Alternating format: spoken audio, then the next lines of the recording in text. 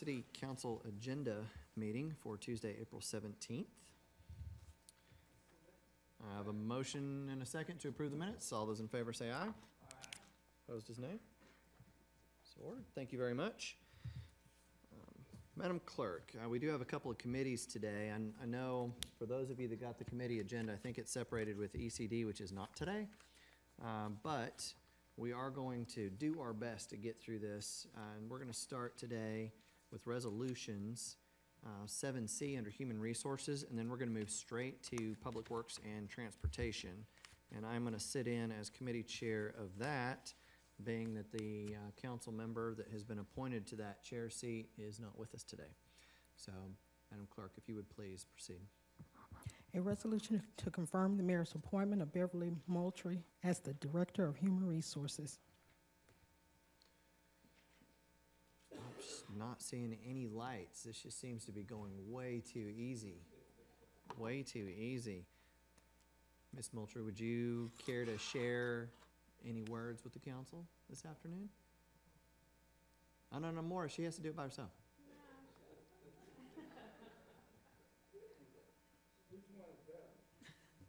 I'll be Beverly today.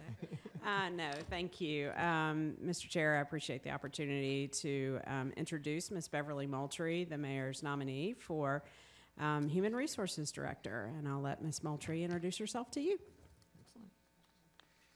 Afternoon. Good afternoon. As Mara just indicated, I am Beverly Moultrie, and I am delighted, absolutely delighted to be here and be able to begin getting started with work here. I have lived in the city here for 14 years and have been in the human resources profession for well over 25 years, working in various structures, mostly in manufacturing, but more complex structures within the organization. My family and I, my daughter, we live here and for the most part love the city. So. Great. I have one light. Councilwoman Coonrod. I just want to make sure that my history serves my memory right. So would she in fact be the first African-American female to head over human resources? That is the history that I've been able to find. Yes, ma'am. All right. Well, welcome, welcome, welcome. Thank you. Just one moment. Now, according to my light, this says Chip Henderson, but if I look down to my left, I'm fairly certain that that is Councilman Ledford that punched his light. That is correct, sir. Dan, we might have those backwards. Go ahead, sir. I am not that old, Dan. Nor do you have that much hair. And in front of the HR director too. Welcome. You've got a big challenge ahead. Absolutely. Thank you. I just want to welcome you and thank you for coming in today. I was curious, though, what are your some of the first things you think that you would like to take a look at and try to tackle? Well, first of all, I'd like to spend some time really to get to know city government, working with leaders and their team members, making sure that I really understand the directives for and initiatives for the city and what's important. So I would envision that at least the first 60 days or so, my time will be spent really getting to know the people and making sure that I understand the structure of the organization. Thank you. Are there any goals, like 1 year out, that you'd like to see accomplished? Yes, there is. However, at this point, I don't believe I am versed enough to identify that particular goal based on city government. Understood. Well, we certainly look forward to your first report and the progress that we're making in the department, and I'd like to welcome you on behalf of Thank the you very City Council. much. Thank you, Mr. Chair. Councilman Gilbert. I'm just looking forward to working with you this coming year. Thank you. Same here. Thank you, ma'am. Councilwoman Burrs. Welcome. Really excited about your being here. I read your resume and I saw a great deal of work with, I think it was Shaw Industries. That's correct. Do you have any experience in government? I don't have experience in government. However, when I think about maybe some of the similarities in terms of the complexities of structures, and of course, all of those entities have people with different needs and goals for the organization, just like city government, I see a lot of crossover and similarity. And have you had any thoughts at all? Have you reviewed our, I know you haven't really done the deep dive, thoughts about making systems, because Shaw was probably that way, about employment more nimble here at the city? Yes, now I have not had an opportunity to really understand everything in terms of the systems here within the city of Chattanooga, but that would definitely be an area that I want to make sure that I take a look at and analyze to ensure that we're on the right track. Okay, thank you. Thank you. And that's the last slide. Thank you, Ms. Moultrie. Thank you. Thank you, Chairman, members of council. We appreciate your consideration. Ms. Moultrie is ready to get started immediately, so we appreciate your willingness to add her nomination on to your agenda so quickly and taking action. Thank you. Thank you, Madam Clerk, the ECD items, can we go ahead and go over those? I know we don't have a committee for those, but since they are separated out, do you have those in front of you to go over as well, and then do Yes. Public Works? Yes.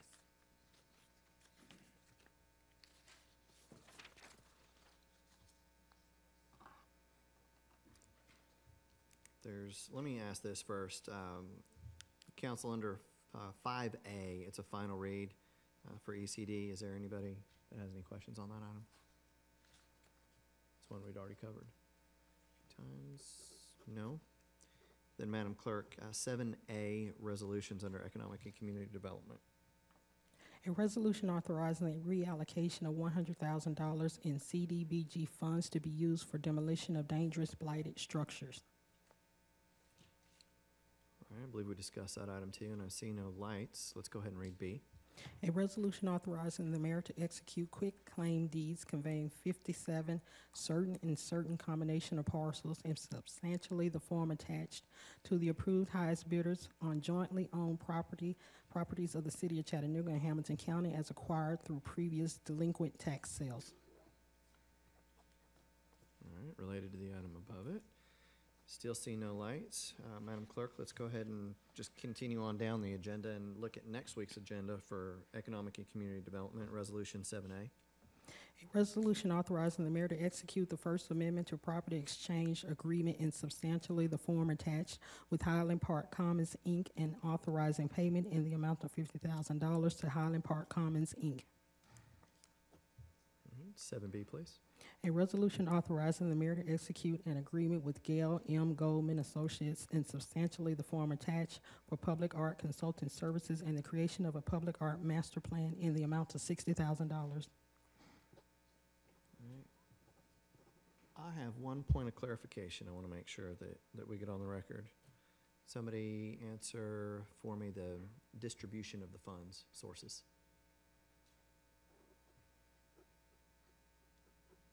Afternoon. I thought you might.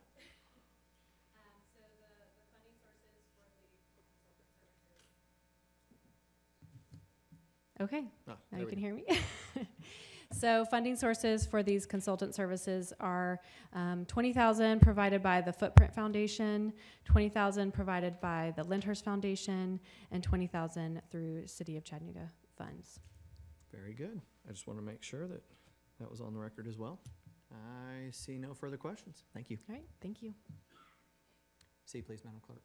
A resolution to amend resolution number 29148 to enter into a primary contract with P&D Construction and a secondary contract with Tower Construction to increase the amount for demolition services by $100,000 for an amount not to exceed $510,000. All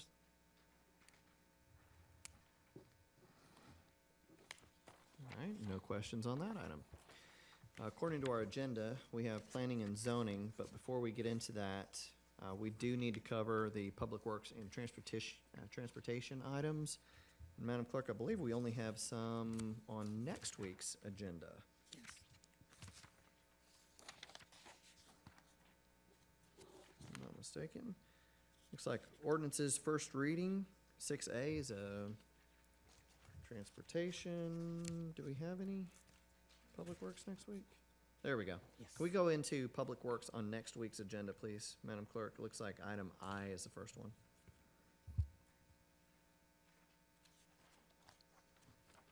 That's next week, Public Works. You have it? I don't. Are we doing the first reading? Item 6? Well, 6A is a transportation item. Okay. which we can read. Which- That's actually the only one. So let's go ahead and do 6A. It's the only one on there under transportation, I believe.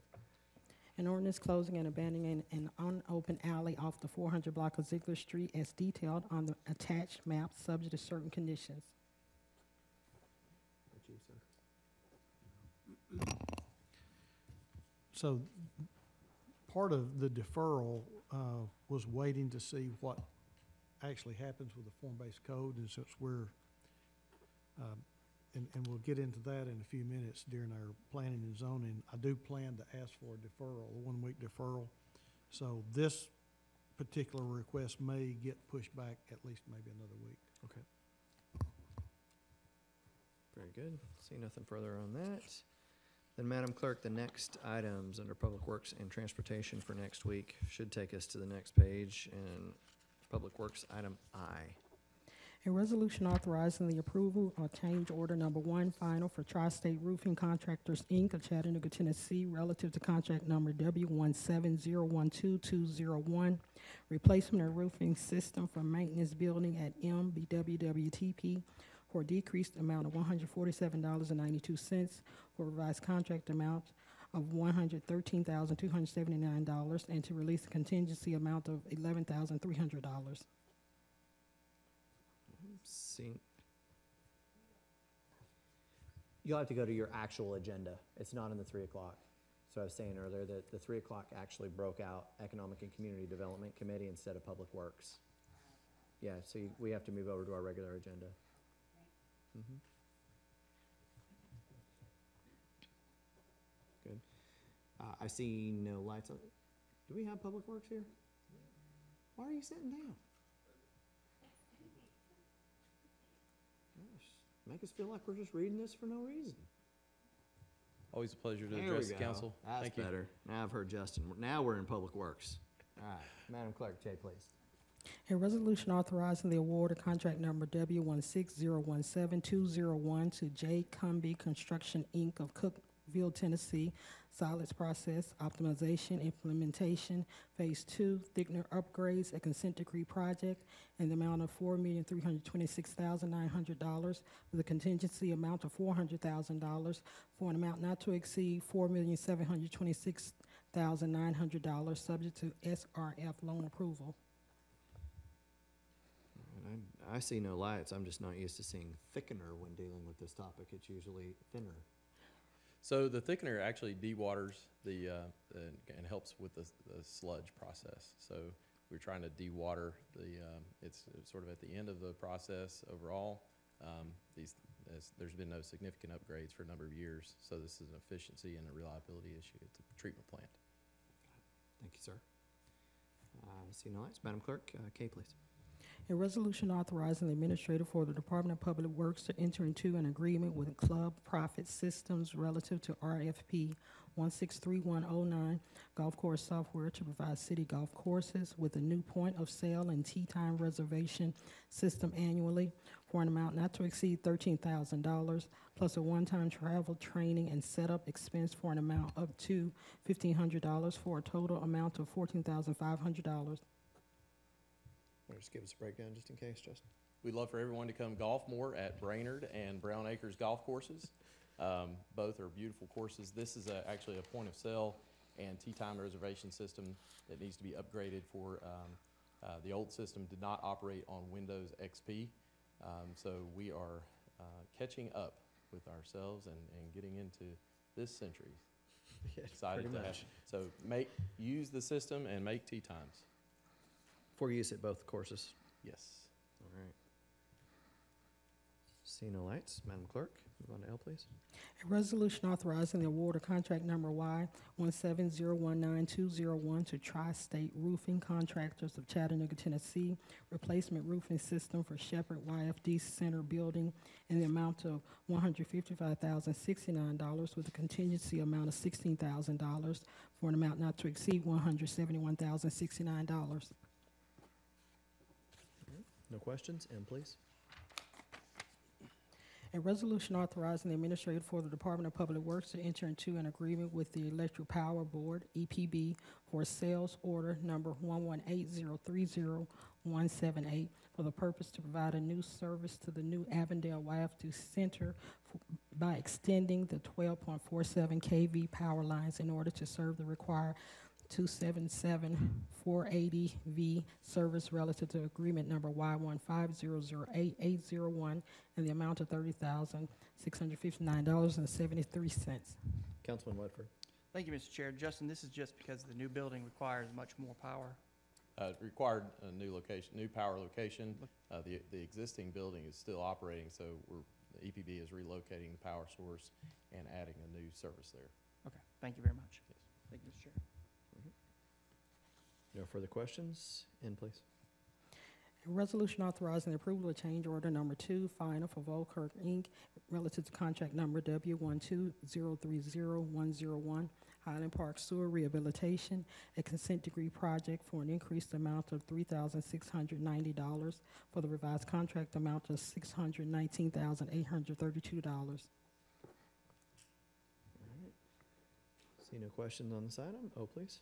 A resolution authorizing the administrator for the Department of Public Works to enter into an agreement with AMAC Foster Wheeler Environment and Infrastructure, Inc. for professional services relative to contract number S120040102 WPA Ditch Program Phase 2 for a total amount not to exceed $368,560. Does this apply citywide, Justin? So this is specific to the Glass Street area.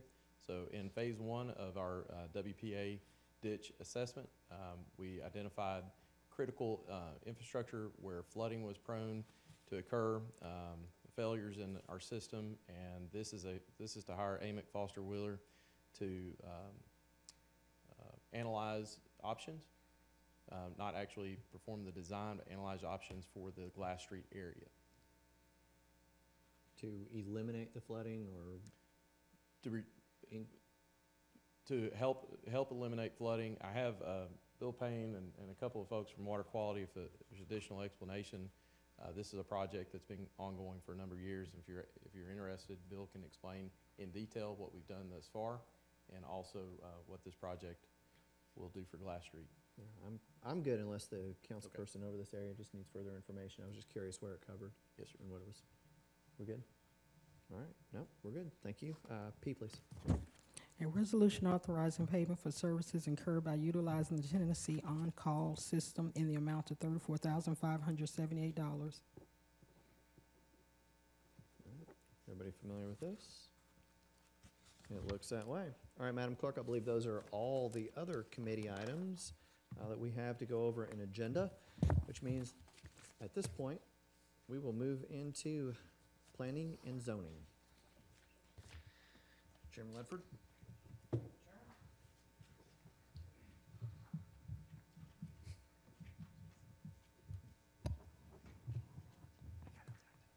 Good afternoon, everyone. Welcome to Planning and Zoning. If I can get a, thank you very much. I do have approval with a second.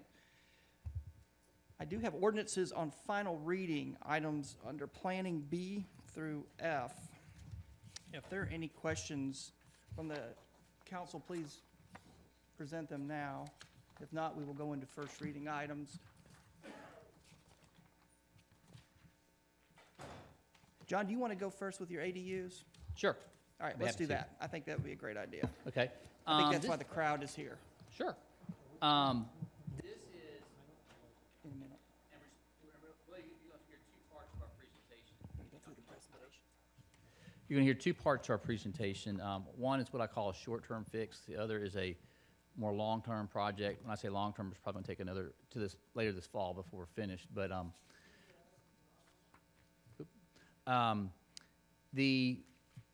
as you know, the housing mix is changing. We're already seeing smaller detached single-family lots. Another new trend that's emerging nationwide is the use of something we call accessory dwelling units. Simply think of a picture of your detached garage in the back, what we call the granny flat or the granny apartment. Particularly in urban communities, that's becoming a frequent option for folks like to use for building housing infill in our urban neighborhoods. The challenge we have currently is we really don't have a good zoning tool for that. Right now, the only zoning tool that deliberately regulates that is our form-based code. it's addressed in our form-based code, but it's really not addressed in a direct way in our other zones outside of form-based code. And so the immediate situation arose. We had several projects that are underway, particularly in Highland Park, Ridgedale, where zones that are, properties that are zoned RTZ, trying to work through the permitting process and build a accessory dwelling unit, can't do that currently based on the way the zone is worded. And so we received a request to at least consider an amendment to the RTZ zone that would allow or accommodate 8 accessory dwelling units in a restricted way, because we know this is something new we want to be careful about. And Emily from our department is going to give you a little bit of an overview on that approach. But we also want to talk a little bit about the longer term in terms of creating some new tools so we can think about accessory dwelling units in other parts of the city over time. So she's going to give you a presentation, a little background about, again, how we got to ADUs and the 2 solutions that we're proposing at this time, which we'll get to your desk. The RTZ zone is probably about 2 months out. I think, is that a fair step? 2 months out before it gets to you, but before it does, we want to make sure you're aware of kind of what it is and why it's coming to your desk. So I'm going to turn it over to Emily. If you could please pull up the other presentation, I'd appreciate it.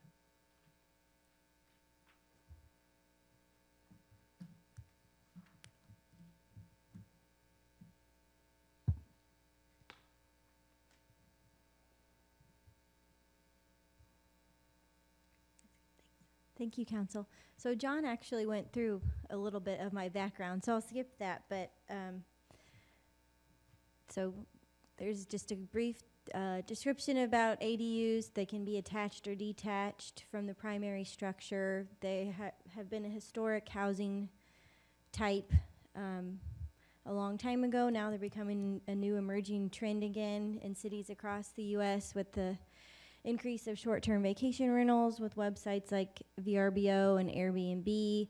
There can become a source of income for long-term renters as well for the homeowner. It's a great space for older parents to age in place, to be near their children. And we've actually had some initiatives and studies done with Chattanooga Forward and the Regional Planning Agency's housing studies the last few years that have addressed a need for additional housing types, urban infill, and smaller lots, smaller houses as well. Some of the considerations with ADUs that we need to think about, which is what we'll examine during our short term, but also more in our long-term fixes that John suggested, are particularly I'd like to highlight traffic, parking, stormwater effects, because you're adding additional lot coverage on a lot, so we need to see how does that affect the street network and our infrastructure systems, as well as emergency and access. How do the fire department, access those houses? And in terms of aesthetic, we need to look at how an ADU will fit in with the character of their neighborhood and tie into the main structure. And so our short-term proposal, as John mentioned, would be to allow ADUs just in the RTZ zone within the urban overlay first, sort of using that as a test before we consider allowing them in all residential zones, so that we can look into some more of these other issues. And we have, RPA staff has been speaking with the Land Development Office already about some of those more infrastructure and other impacts to the neighborhood. And then I have a map here that I'll just show for the boundary that we're considering. The kind of orangish yellow area is the urban overlay boundary, and that extends from North Chattanooga down to the state line over to Missionary Ridge, and it's those red parcels within there that we're considering first allowing the ADUs. I think there's about 25 zoned parcels right now, and many of them do have conditions that limit the development to single-family uses only, or limiting the number of lots. So in those instances, the owner, if they wanted to add an ADU to their house, would have to come back to council to get those conditions lifted first. Or if somebody is reconsidering zoning to RTZ and having an ADU, you will also see that proposal as well. So it gives a little more control before we open the door open to allowing it permitted by right in all zones. And then sort of our longer term fix is that we recognize based on the demands from developers, homeowners, trends in the housing market is that our residential code is very outdated and it does need to be examined and updated. We have piecemealed it over the years, but we haven't done a full comprehensive rewrite of it in a very long time. Some things that we are considering are new urban single-family residential zone. So it would kind of be what we're envisioning, maybe not quite as dense or urban as our form-based code, but also not quite as suburban as our R1 zone with 7,500 square foot lots and 25-foot front setbacks. In a lot of our early historic neighborhoods like Highland Park, Hill City, the existing lots that are there, many of them are much smaller than that already. So we're trying to mimic some of that smaller infill development with this urban single-family zone. We may consider allowing ADUs in those as well, depending on how this short-term fix goes. And then also considering sort of that missing middle kind of moderate density zone where it would allow duplexes and townhouses up to 4 units, attached or detached. And then lastly, a multifamily residential zone with 5 units. But we're really going to look at more some of those design standards with setbacks, lot sizes, lot frontages, so that it can promote more urban infill in these urban areas and not be quite so suburban in nature. And so with that, we're still examining some of that. Another thing I'd like to point out is we are looking at form-based code. We may consider using some of those standards, but that would allow for future expansion if it ever does go beyond our current boundaries so that things are compatible. But we're just still kind of in the research and peer review phase and working with city staff. So we haven't really come up with any of those specifics yet. So with that, if you have any questions, I'll be happy to answer. Or John is here as well. Very good. Thank you, Emily. And I do have 3 lights on, so are you ready? Okay. Okay, Councilman Sure. Gilbert, you're up. In your presentation, you said that the urban area, which is basically downtown, but you also said throughout the city. Is that what you meant to say, or For the short-term fix with the RTZ? for the grandmother, well, it's housing the way it's set up? Oh, I mentioned I think I mentioned that other cities are doing that, but our proposal is just within RTZ, within the urban overlay. So I can go back to that map to start. And The it's hard orange to- area. It's hard to see the map. In the red area, you say that's potential areas? So it's the red that's within that darker boundary, if that makes sense. So there's the lighter colors scattered throughout the city. That's other RTZ zoned areas, but those would not be allowed. Does this have a pointer? So sort of this. We can't see it though, Emily. We can't see it. Oh, you can't see it? No. Hey, John, bottom line with me is any of this in 5th District? Whose district? Right. Maybe there might be a little bit in the top, We want that little bit. Why can't they see it? but We don't. there's not any I zones. said don't. Oh. Do not. But again, this would only apply to RTZ zone property. So if there's not any, I don't see any red dots indicating that there's existing RTZ within the yellow in that part of the district. So you would have to rezone your property first to RTZ to be able to be considered for an accessory dwelling unit. Does that make sense? It does, but I have people already tried this and failed so far. I'm just, if the options are out there, it brings more people that want to do this particular housing. And And- it is becoming more prevalent, and we're starting to see it here already in the city. So again, it's something in terms of trying to meet housing needs, providing folks with more options. So how many square foot frontage you have to even put this in place? For RTZ, it's 20, 25 for single family and 16 for townhome. You said 25 and 16? but again, any new request would have to come through Planning Commission and City Council. So just because it's in the zone doesn't mean you're in terms of if you're having to apply for rezoning, that can be part of the conversation. In fact, that's when we were talking about the staff, is we're looking at a request just like we do with, for example, we've had RTZ zoning requests in Highland Park, right? And RTZ allows townhouses, right? But when we look at the plan says it really would discourage townhouses in that location, where it should be single-family detached. So we add a condition to the RTZ zone saying it has to be single-family detached. Are you following me? So just because it's now clearly any existing red property would receive the entitlements to this change, but any new rezoning requests, that's something that will be reviewed by staff. Is this particular request appropriate for an ADU? If we didn't feel like it was, we would note that in our report, excluding that use. Does that make sense? It does, but it just kind of put a open house to me when somebody think they can actually put an ADU in that particular, in 5th District. I can't speak for nobody else up here but mine. But I would say this is 95% outside your district. There's So if 5%. so I can take that 5% out, right? We can we'll talk about that. Thank you, I appreciate it. I'll just clarify, majority are in Highland Park, Ridgedale, a few in sort of that South Broad area, and then North Shore, Hill City is where most of them are. You good, Councilman? Yeah, he's gonna talk to me later on about it. Before I move on to Councilwoman Burrs, John, how long has RTZ been around? Since the 90s?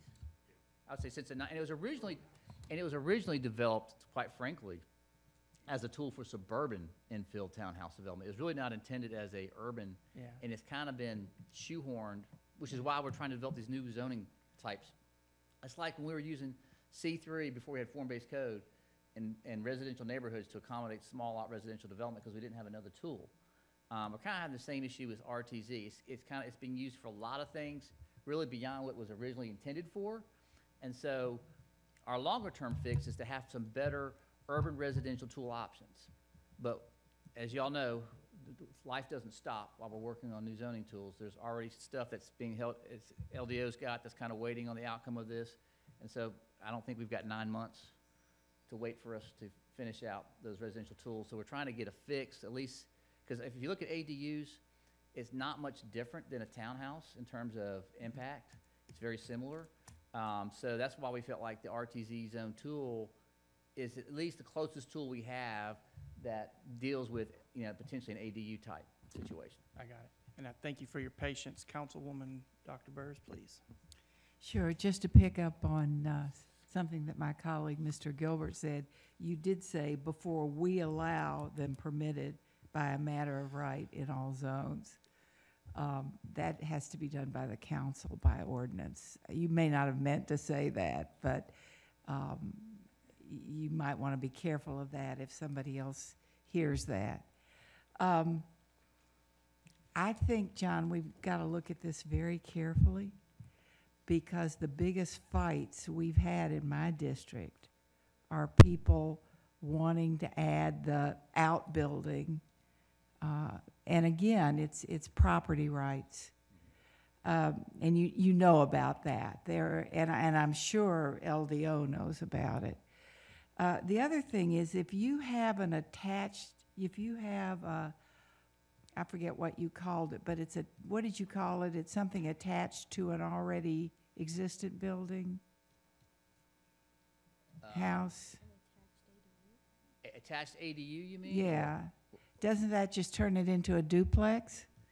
All I'm saying is be careful. Right. It does. Right. It turns it into a duplex. And so what you're doing is you're taking R1s Right. and you're going around the bend to turn an R1 into a duplex, But you can't, remember, this is not R1 zone change, this is RTZ. So that's why I think we're very careful. We're not messing with R1. You have to request that RTZ zone, which is not R1. I understand that. And that's fine for the areas that want it. But when you make comments like, we're going to do this before we allow it to be permitted as a right in all zones, that really sends the wrong message to people. And people are listening. Sure. And the biggest battles we've had in at least, I can just speak for my area, are when people try to do this to circumvent the zoning or the law. I hear you. Sure. I hear you. But right now, none of that's a matter of right. And so we need to be careful about saying that, or the 100 phone calls I'm gonna get. And that's why we don't, I mean, it has been done in R1 and other places, but we're not doing that here for that very reason. We need to limit the geographic extent, so we think where it makes sense. That's why we're using the urban overlay zone. And that's why we would really prefer that this be, on a go-forward basis, long-term, be part of some new zoning types. That way, it's for that particular zone only, and then there's a process when somebody wants to change their property, remap it from one zone to another, where there's some public checks and balances where that can be considered. Do you foresee in Belvoir, do you foresee, which is R1, Sure. do you foresee some resident in Belvoir being able to petition Well, as you know, they can do that today. for Any RTZ zone, or any zone. whatever? Yeah, I mean, but I think, as you know, what needs to happen first is a plan update. Uh-huh. And I think that's important because that's the opportunity to have a conversation with the community about where we like to see some more housing flexibility and change and where we want things stay the same. And so that's part of the planning process. We do know, based on changing housing needs, we got to accommodate these different housing types somewhere. And I fully agree with that. However, people have the right Sure. not to have change forced on Sure. them if, okay? And that's where the planning process, I think, helps work through that with. Okay, then it sounded like it was gonna be a fait accompli No, when no. you say before we allow it as a matter of right in all zones. I hear you loud and clear. Thank you. Are you why good, we Dr. put it Burns? all. I am. Thank you for your comments. Up next, Councilman Henderson, please. Thank you, sir. John or Emily, I mean, sort of hearing this conversation brings me back around to our short-term vacation rental district, Sure. thinking, what if we, with these ADUs, set up an ADU district as a short-term fix and maybe as a pilot? Since we've already got a defined district in the short-term vacation rental, we could Right. It's over- very we- similar. We could overlay the ADU along with it. How about, let's take a look at that, and we'll. Yeah, certainly- I'm yeah, just yeah. suggesting That's maybe an that's idea worth to taking a consider. look. I'm not, Sure. but, and maybe not doing it then by zone, but by this district that we create. We'll just need to think through, but if you're using the zoning tool, I'm just thinking out loud, to go that route, then you would need to add a special permit option in all the zones, I would think. Yes, we'll have to look at that. We'll chew on that, as they say. Yeah. Good, Councilman. Before we move on, I'm not sure I want to talk about short-term vacation rentals and pilots in the same sentence, but that made me a little nervous. Councilwoman Coonrod, please. I just wanted to add a comment to what Councilman Anderson was saying. Unless it's gonna stretch to include my side of the street, we're not having it.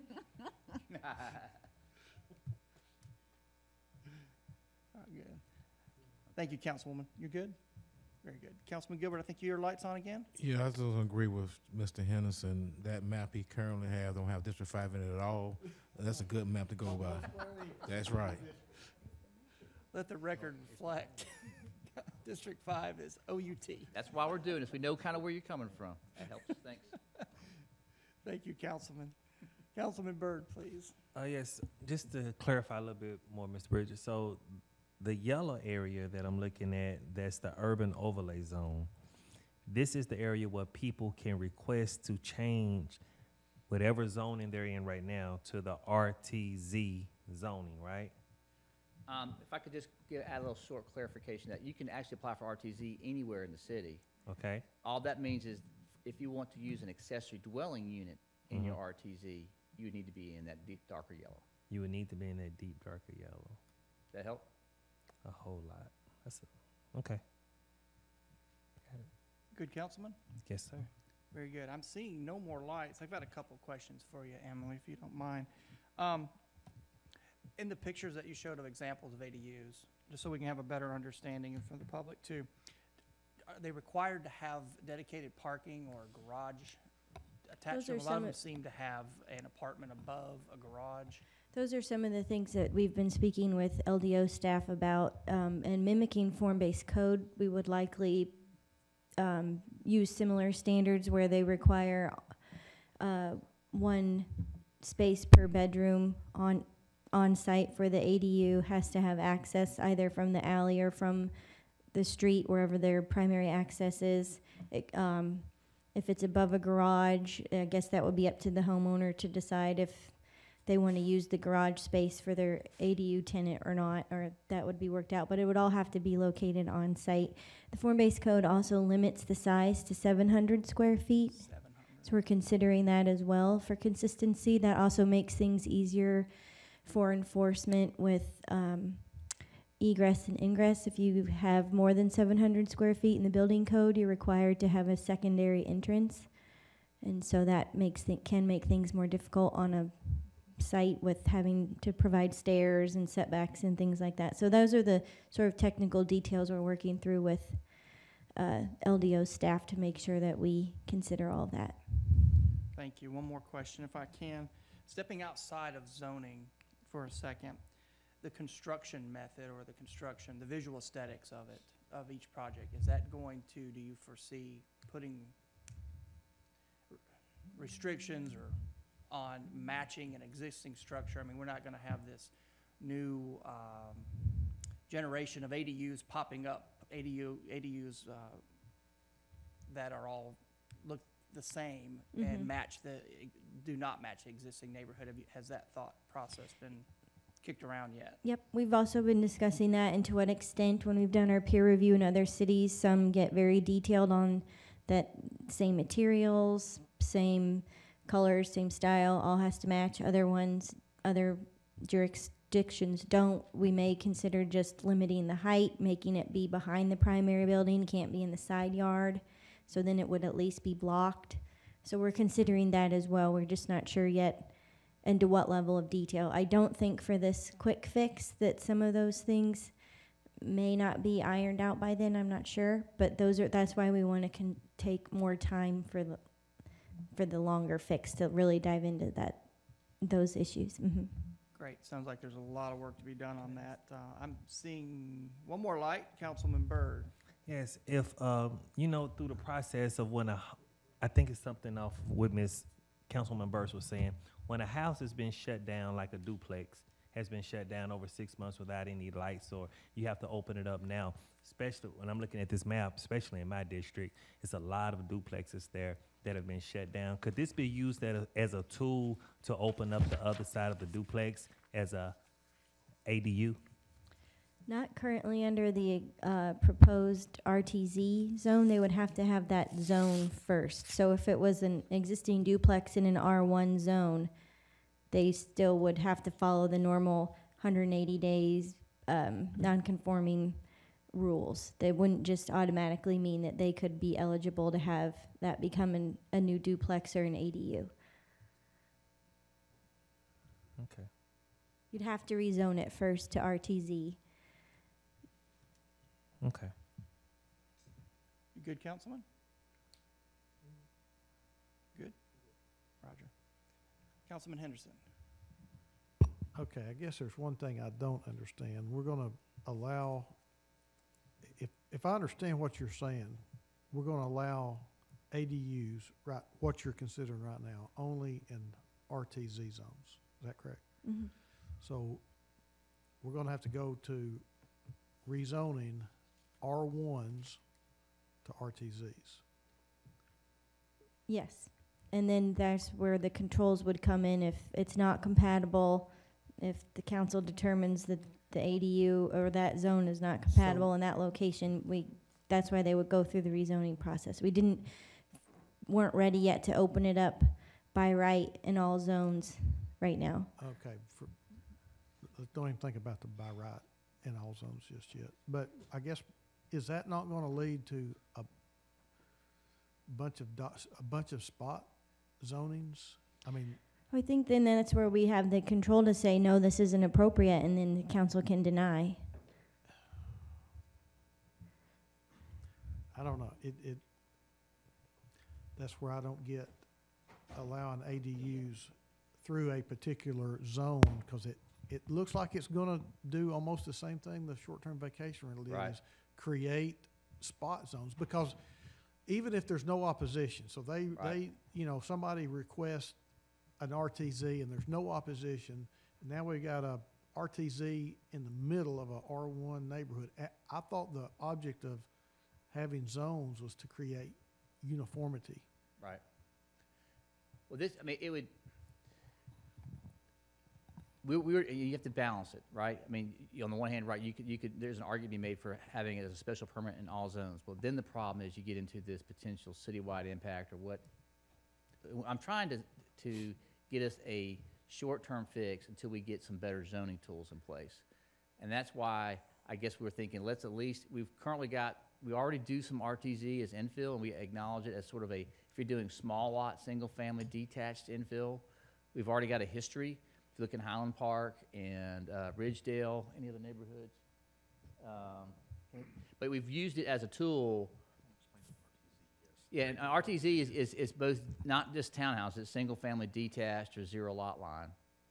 So it does allow for a variety of different housing types, and typically we customize it to the community context. In the case, again, of Highland Park and Glenwood, or actually Highland Park and Ridgedale, we've already done several rezonings to RTZ to accommodate small lot, single-family residential infill.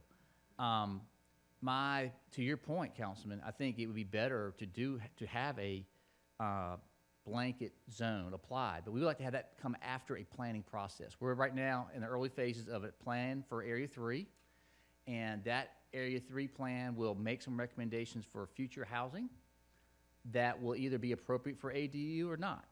And then we would like to see, after that plan is done, to do a zoning study, if the community is ready for it, to do exactly what you're talking about with the tools that we've created.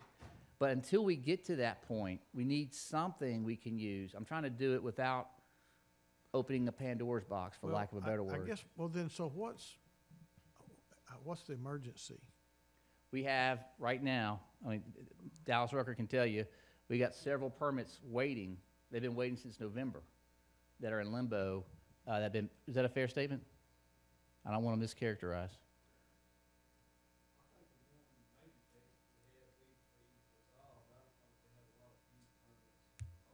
Okay, I thought you had. That are zoned RTZ currently. I mean, don't misunderstand me, I'm all for the ADUs, Right. but going about it by creating spot zones just doesn't make sense to me. Well, either, I get you, so you would, that's why you would plan first, and then we've got these other zoning tools that we would use that would be applied when, after the planning process, and we would do it in a more blanket fashion. Until then, we need to, I think it's a little too early. Let me put it this way. I don't think, and I'm gonna look at my staff, having a special permit that's applied citywide is gonna need some more time to work. I don't think we're ready to go citywide with this, I would agree with that. So, or even within a district. I think we're trying to get something that's, again, we're using standards similar to what's already done in form-based code. I know, that's what I'm saying. No. So I'm saying, that's what I'm saying, and we've already got form-based code, which has some basic standards, which LDO staff has applied in several cases. Okay. So we're trying to keep it simple, stupid, as they say, KISS.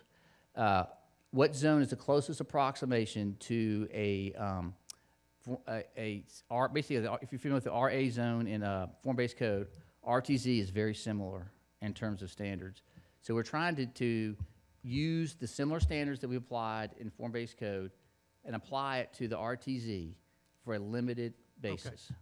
So help me understand what you're proposing for this short-term fix. You're saying let's use the urban overlay. Yes. And allow RTZ to have ADUs with the standards that we apply in form-based code. Okay, so explain to me why you just can't create a district that allows it in the zone that it's currently zoned for. We would just need to create, it would require amending all these zones. So we would need to add, the way that, to implement what you're talking about, this is not like short-term vacation, because short-term vacation rental, we were regulating it through the business section of the city code, not the zoning code. This is different. We're regulating it through chapter 38, not chapter 11. So to accomplish what you're talking about, we would need to, and Brian, correct me if I'm wrong, we would need to add a special permit in every residential zone. And then add in the special permit section a list of standards to go with it. So it's a little more broad scope, and can it be done? Yes. I just think it adds another layer of complexity. It's going to take more time to work out. Okay. You good, Councilman? Donna, did you want to say? Thank you, Council. Just very briefly, as it relates to LDO, we have properties that have gone through the Planning Commission. They've been zoned RTZ, and we have developers who would like to submit permits, and one I think who has, because there is agreeably no room for interpretation in the RTZ, right? So some of the folks who read the RTZ, I think this is even true when we all get together ourselves, some folks think that RTZ reads as though an ADU is an eligible use. Some folks read the same language and say, well, no, an ADU is not an eligible use. So this would be a way for us to clean up that discussion one way or the other, because right now, when you get all of us in the room, and some of our developers that have RTZ zoning, the way it's written right now, it could go either way. There's room for interpretation, and we would like to eliminate that ambiguity. So that, as far as the urgency on the LDO side, that's where we stand.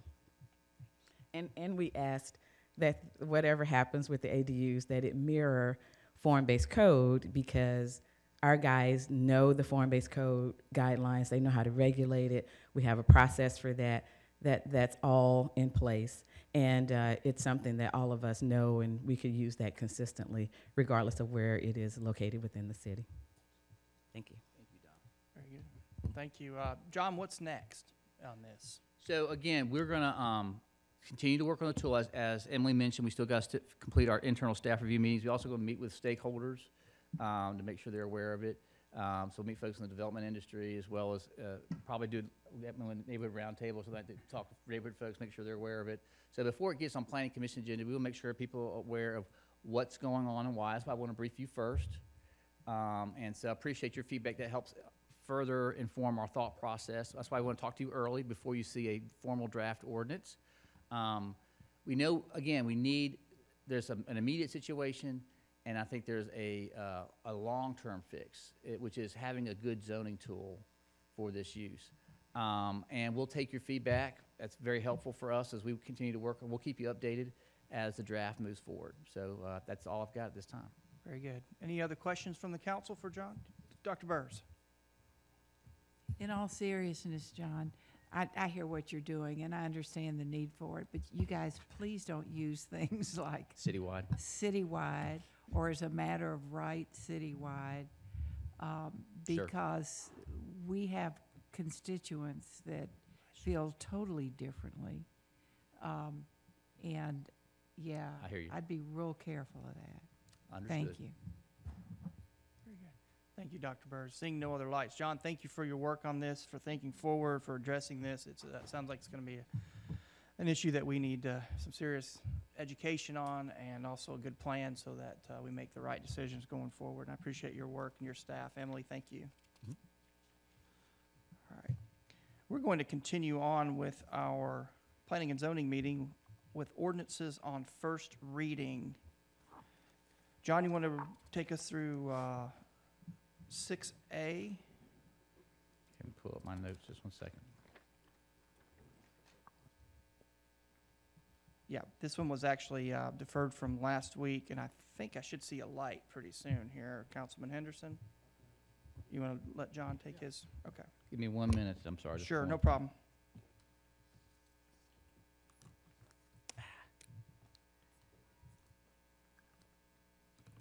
Okay. 6A, first reading. Yes, this is a, I briefed you again at committee.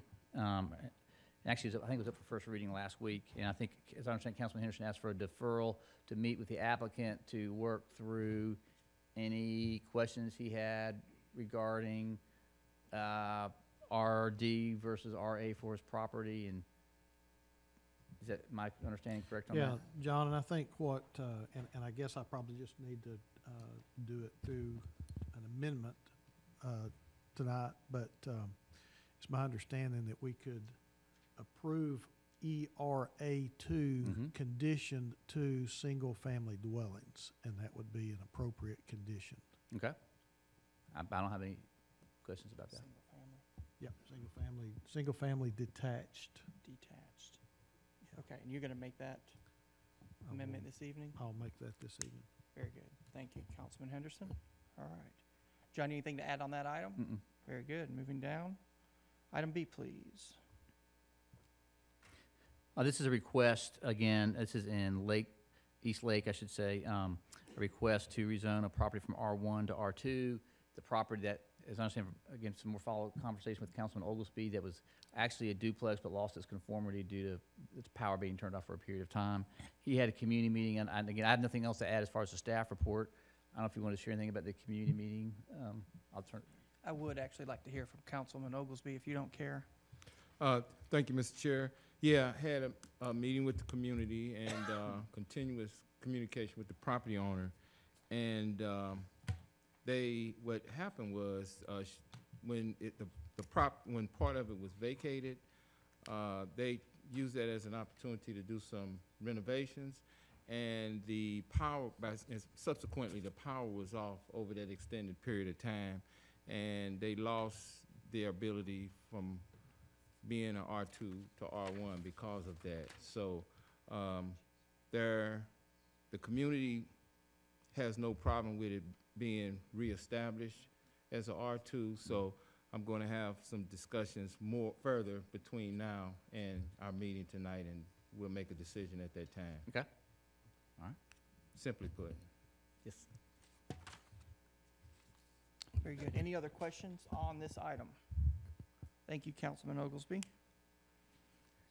you, Mr. Chair. Moving down to item C, please, John.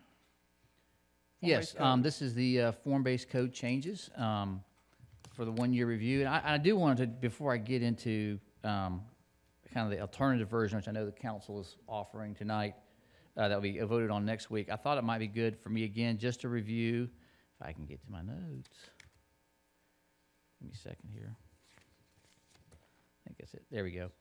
I think it's important to kind of establish a timeline so we know kind of how we got to where we are right now.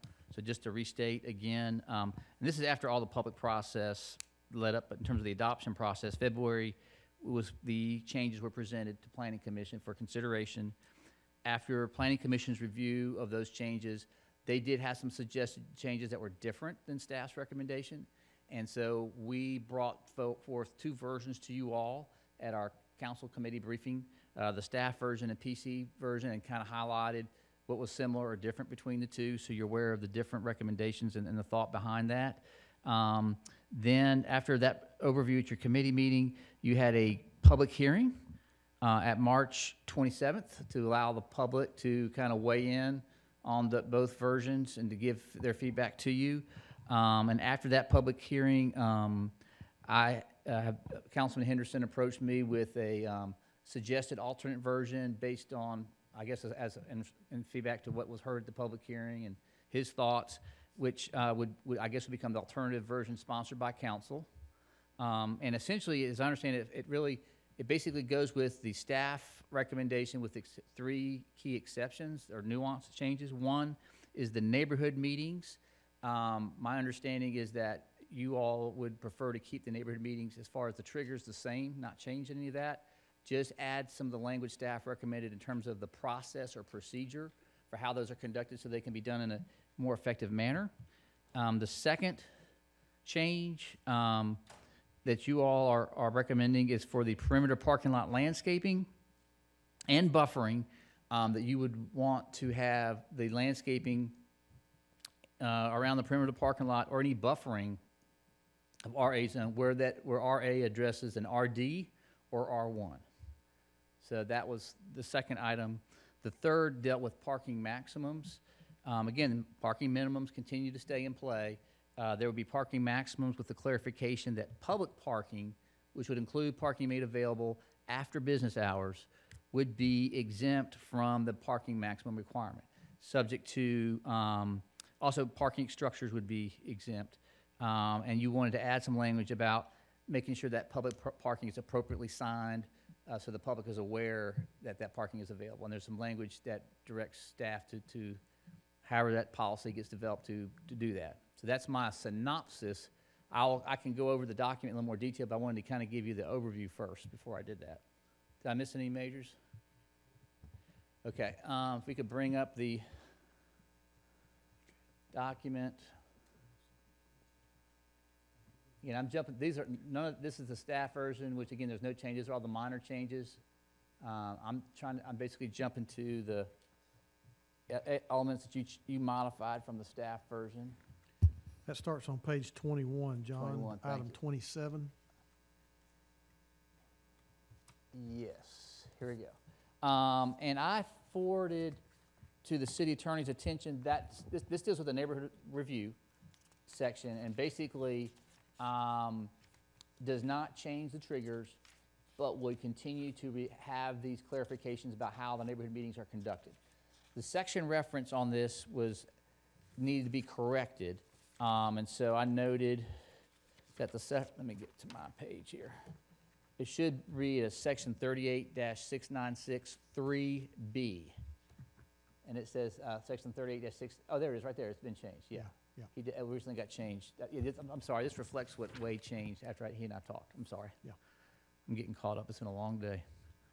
So we just made that clarification there. So you can see there where, again, it includes the procedure. This is something LDO provided as some guidance to help clarify the neighborhood meeting process to make sure it works more effectively. And so items 3, 4, 5, and 6 deal with that. John, go back to that slide. I'm going to just interact with you just a little Sure. bit.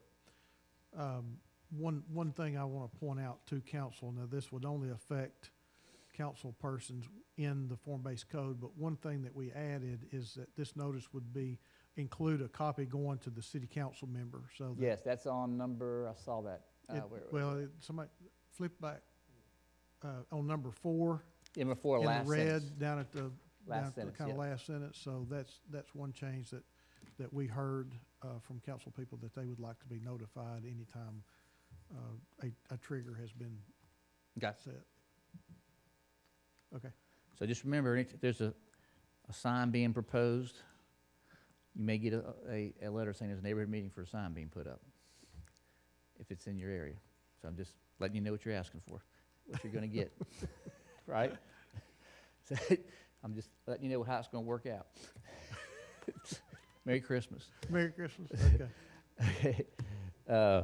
All right, let's see here. The other thing we did, item 28, we deleted that change. Item 28 had a reordering. When we made this neighborhood meeting change, originally the staff version, it was moving everything to the form-based code committee stuff because we were not going to have neighborhood meetings for normal permits. Yeah. So just note, that's what it says, see that's that deleted, deleted, deleted. I'll read to you what's being deleted. It says reorder the subsequent sections as F, public notification of meetings, G, procedures to be followed for form-based code committee. So there's no need to reorder the section, see where I'm going, since all this is staying where it's currently at. Yeah. So that was just that nuance there. And let's see here, let me get to my next biggie. Yeah, this is the parking maximum piece. Again, as a reminder, we do have parking maximum citywide. I can get away with it saying it this time because it's the current code. And not get the zoning ordinance currently has a 50% maximum for over parking in all zones. So that's not any new news. That's the current city code. This would have a maximum of 20% in the form-based code area, which is similar to UGC, but it provides for exceptions for multi-story parking garages and public parking. You can see A and B there, made available for public use, including parking available after business hours. They're exempt from that. And basically, to ensure that we can track that, the applicant would need to submit an affidavit signed noting what's being provided and offered where. So that's something, to maintain compliance with zoning, they would need to continue to maintain that as public parking. And then item C basically notes that staff will develop policies for how a parking facility is signed, used, and operated. So we just want to make sure, this is something that came out of the recommendations of the downtown parking study, that we make sure the public is aware of those facilities so that we make the maximum use of them. So that's something that staff is already working on now. This just basically codifies what they're trying to do there. So that's the parking maximum. John, I have a quick question on Yes. parking maximum. When you talk about the signage, how is that, who's paying for that signage? The property owner or the I city would- upon an I agreement would that it's open think to the- it's, where's Blythe? I would think that, I'm gonna let him answer that. That's where the policy would take, policy, yeah. I just moved in my chair, and John thought I wanted to answer that question. It's who pays for the signage at the parking lot? I think the developer, I think the owner would pay for the signage. Okay, thank you. That makes sense to me. All righty. Now for perimeter parking lot landscaping, that was the other biggie. Yeah. Here you go. You can see right there. This, I think that's it. Yeah, John, what we took out is, Right. except, we took out except where Yeah, RA butts and- abuts RD. That's right. Or other single family. So basically what it does, it requires perimeter planting. Regardless of the regardless zone, of bordering where it is, zone. what Yep. zone it is. And then the last item, let me jump to the bottom of the page. And I understand from your, that would require the landscape buffer as well, that it would apply.